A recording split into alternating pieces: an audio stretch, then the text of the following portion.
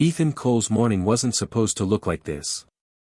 He'd pressed his only clean shirt, kissed his 8-year-old daughter goodbye, and promised to call after the interview that could change everything. But now he stood on a frozen curb, watching his bus pull away, while across the street a luxury car blinked its hazard lights and a stranded woman waited for help. Before we dive in, drop a comment with where you're watching from, and don't forget to subscribe for more stories like this. Let's begin. Ethan Cole stood in the narrow hallway of his apartment, tugging at the cuffs of his only clean interview shirt. The fabric was thin, worn soft by years of careful washing, but it was pressed and honest, like him. From the kitchen came the clink of a spoon against a cereal bowl. Nova sat at the table, legs swinging, her backpack already on. She looked up at him with the kind of seriousness only children who've learned too early can manage. "You're nervous," she said. "I'm focused," Ethan corrected gently.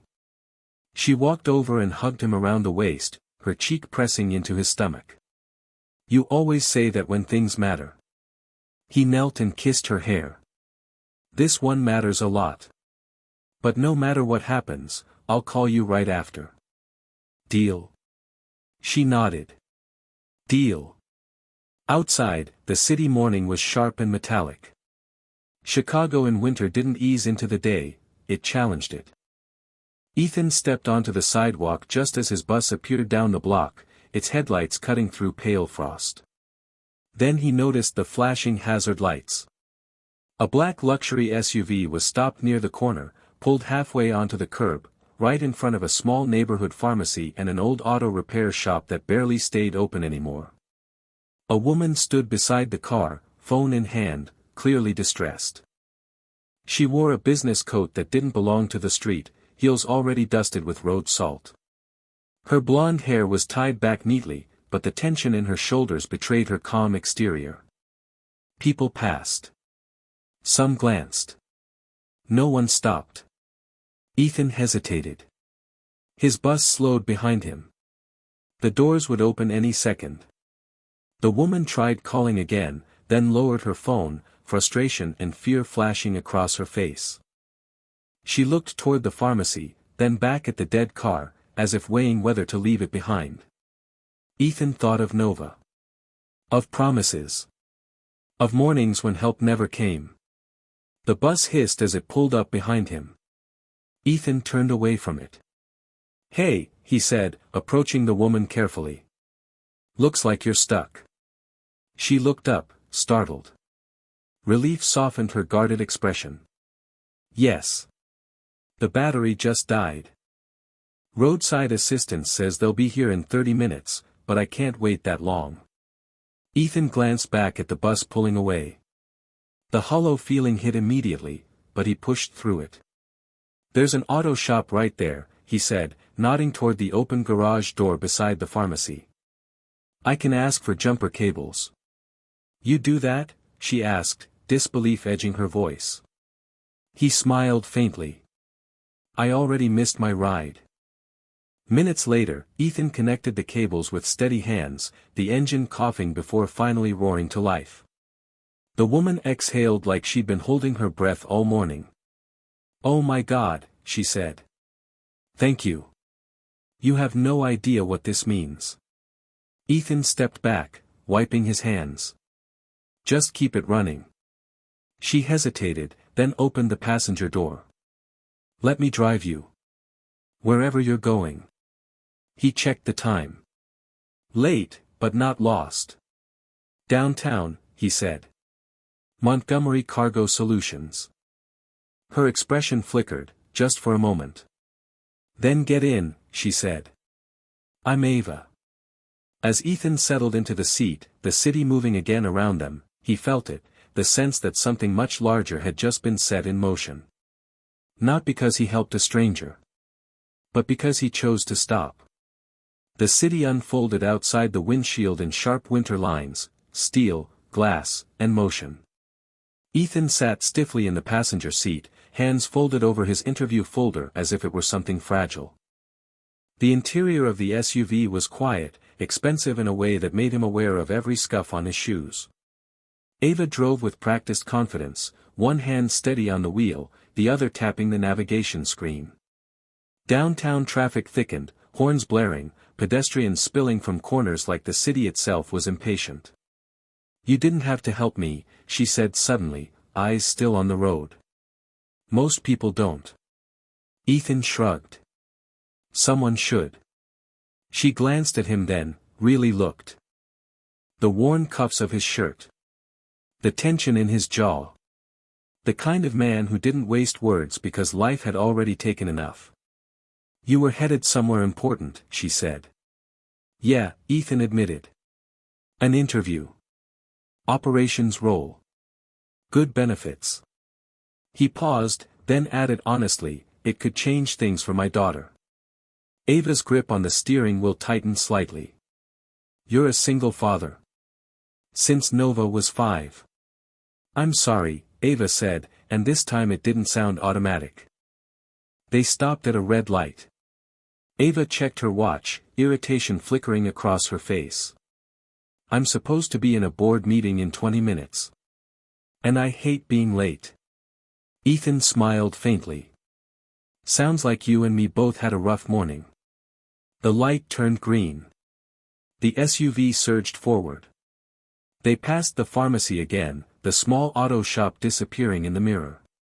Ethan felt the weight of what he'd done settle in, not regret exactly, but awareness.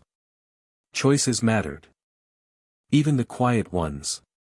"So," Ava said, breaking the silence, "what made you stop?" Ethan didn't answer right away. The question brushed against something old. "My wife," he said finally. "She used to say that if you walk past someone who needs help, you carry that moment with you forever." Ava absorbed that, her expression softening. "She sounds wise." She was. They drove the rest of the way in thoughtful quiet.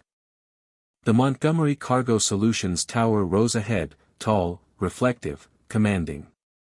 Ethan's stomach tightened. Ava pulled to the curb. "This is me." Ethan opened the door, then hesitated. "Thank you for the ride." "Really?"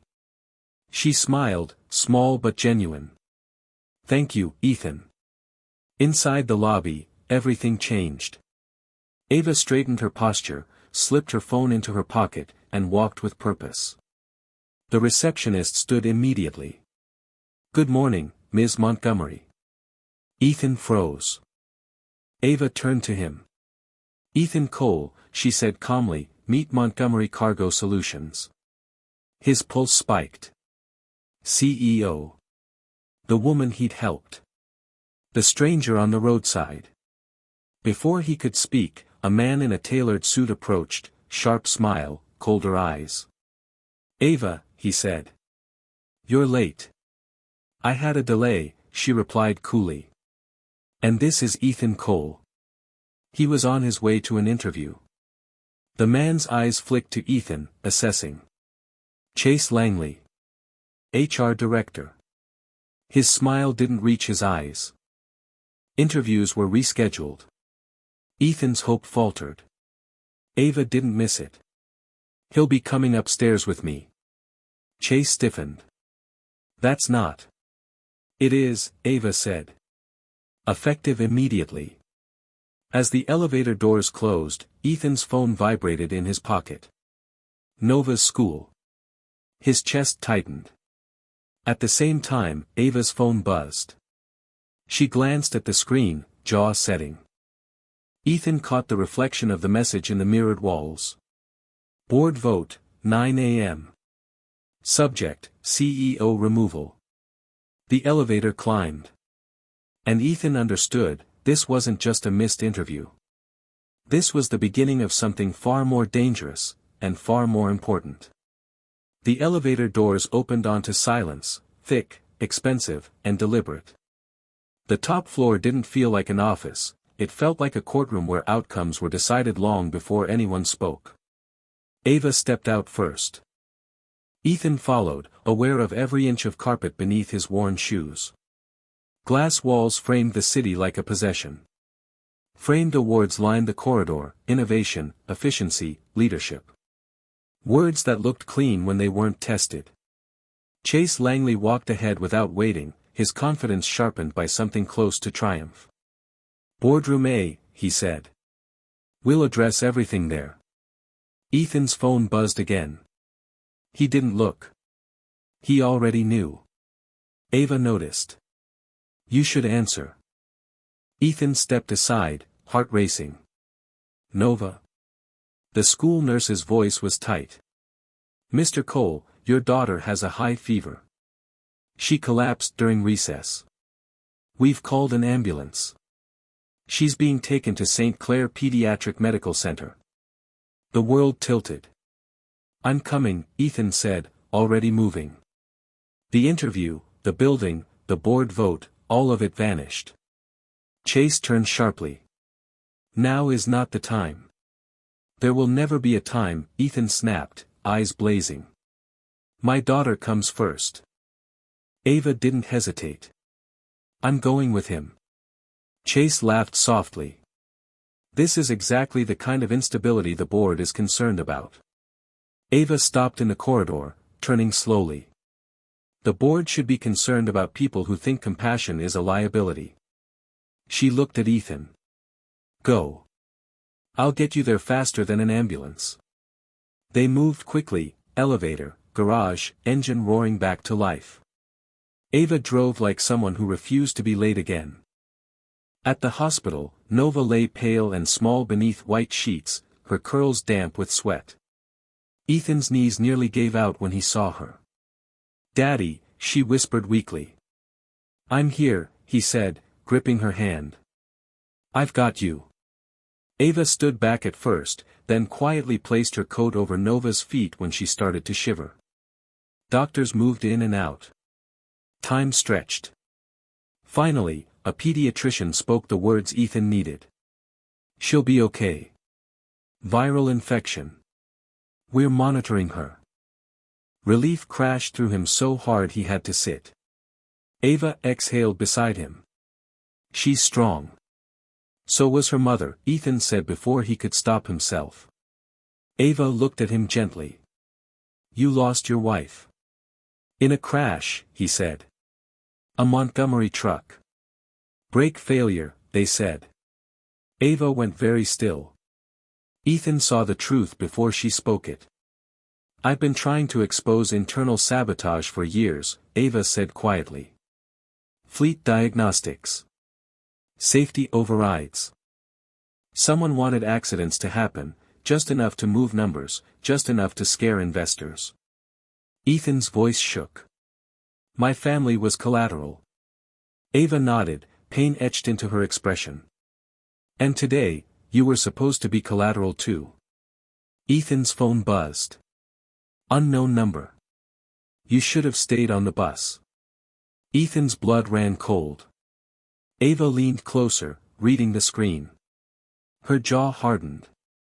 "Chase," she said. "He knows who you are. And he knows you matter to me." Ethan swallowed. Then he picked the wrong person to threaten. At the end of the corridor, a man in hospital scrubs stood watching, too still, too focused. When Ethan met his gaze, the man turned and disappeared into the stairwell. Ava straightened. This just became war. Ethan looked down the hall toward Nova's room, then back at Ava. "Then let's finish it," he said. By morning, Nova's fever had broken. The steady rise and fall of her chest was the most reassuring sound Ethan had ever known. He sat beside her hospital bed, fingers laced with hers, as pale winter light crept through the blinds. Ava stood near the window, phone pressed to her ear, her voice low and precise. She spoke to legal counsel, then security, then someone in fleet diagnostics. Each call ended the same way, short, controlled, final. When she hung up, she met Ethan's eyes. "Chase has moved faster than I expected," she said. "He's filed an emergency motion with the board. They're calling it a leadership crisis." Ethan scoffed softly. "Because you helped me?" "Because I didn't let you disappear," Ava replied. Ethan stood. "Then let's stop him." The ride back downtown felt heavier than the one before. No small talk. No easing into it. Just purpose. Ava arranged private security for Nova without asking, Ethan accepted without pride. Some battles weren't meant to be fought alone. The boardroom was already full when they arrived. Long table. Polished faces. Chase stood near the head, composed, confident, like a man who believed the ending was already written. Ms. Montgomery, the chairman said, folding his hands. We're here to determine whether your recent actions compromise this company. Ava didn't sit. Then you should hear what I discovered last night. She connected a tablet to the screen. Footage appeared, grainy at first, then unmistakable. A Montgomery service garage. A man altering diagnostic software. Time stamps. Authorization codes. Chase's face remained calm. This proves nothing. Ava tapped the screen again. The man turned toward the camera. Chase Langley. The room shifted. Murmurs rose like a storm building. Ava's voice stayed level.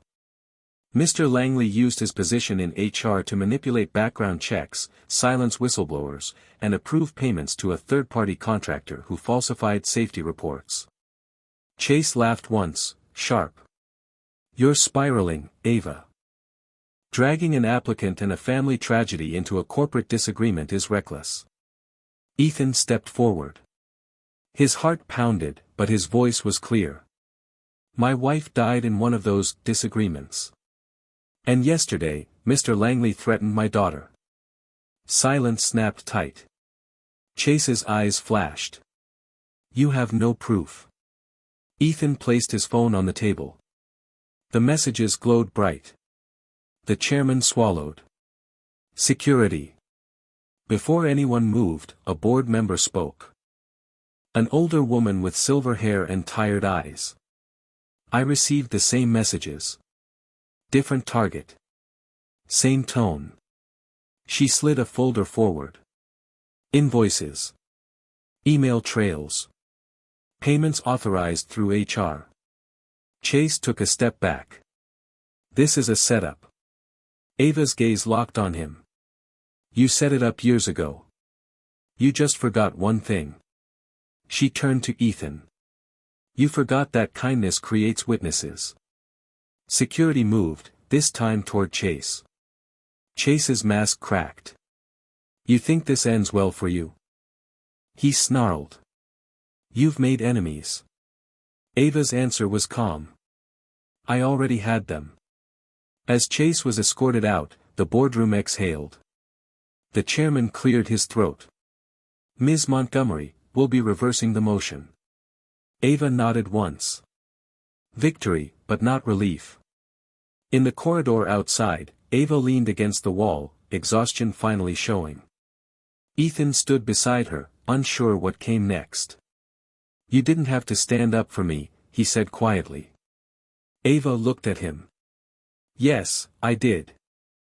They shared a look, one born of shared risk, shared truth.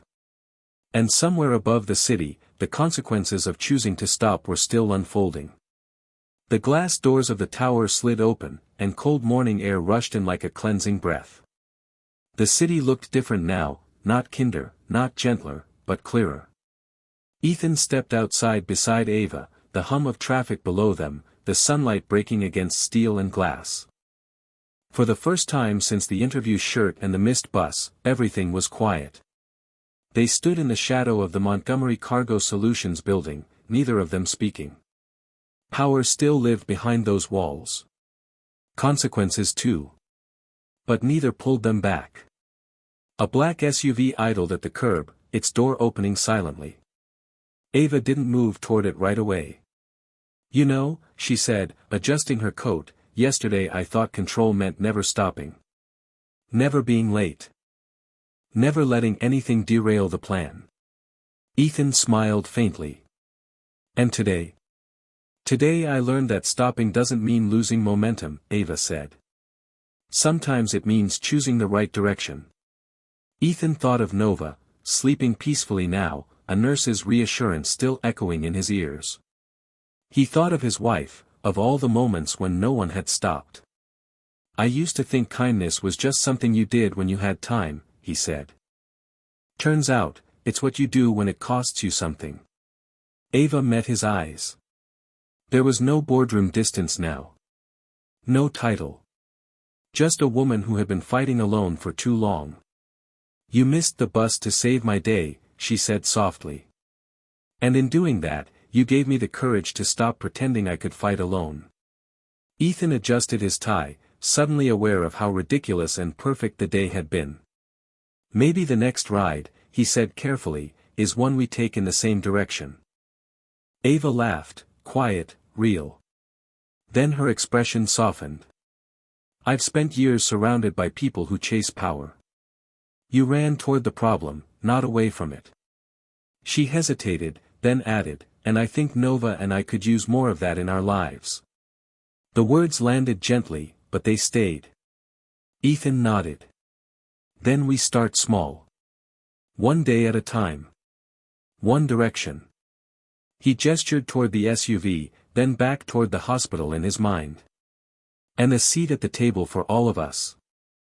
Ava reached for the door, then paused. "Ethan, about the job." He shook his head. "We'll figure it out.